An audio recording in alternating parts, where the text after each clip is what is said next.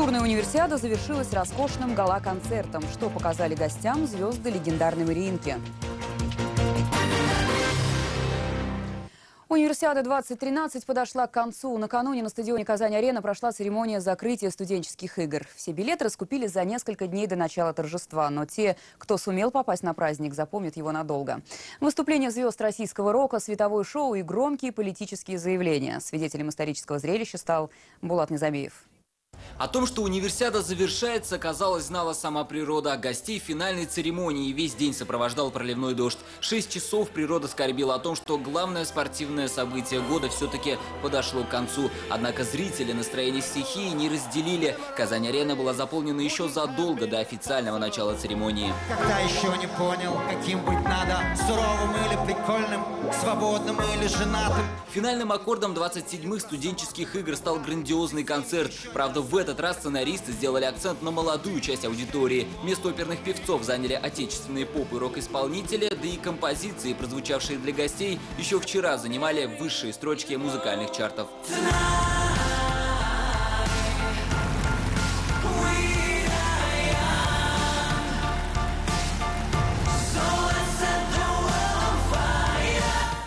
Если центральной фигурой церемонии открытия была Россия со своим территориальным и этнокультурным многообразием, то финальное шоу решили посвятить непосредственным участникам игр, спортсменам, болельщикам и, конечно же, волонтерам. Я благодарю всех, кто подарил миру этот прекрасный праздник студенческого спорта. Спасибо спортсменам, спасибо тренерам, спасибо волонтерам. Спасибо всем болельщикам!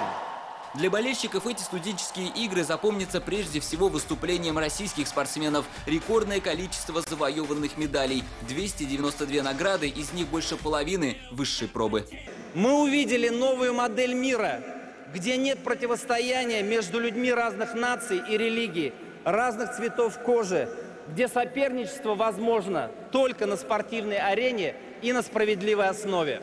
Десятки тысяч иностранных гостей, небывалый доселе зрительский ажиотаж, многочисленные рекорды спортсменов. Универсиада в Казани стала самой зрелищной за всю историю игр. Даже сам президент ФИСУ Клод Луи Галлиен не смог сдержать эмоций. Спасибо, Russia! And of course, ура! Ура!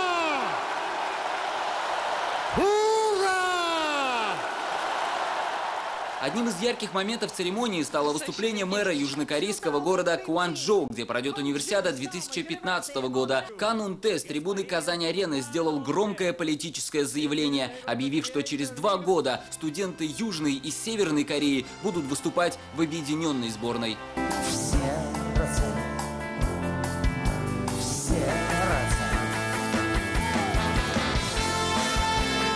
Шоу продолжалось почти 2 часа, а в конце самый грустный момент церемонии. Главный символ всемирных студенческих игр – огонь универсиады – погас. Большой спортивный праздник в Казани подошел к концу. Булат Низамиев, ТНВ.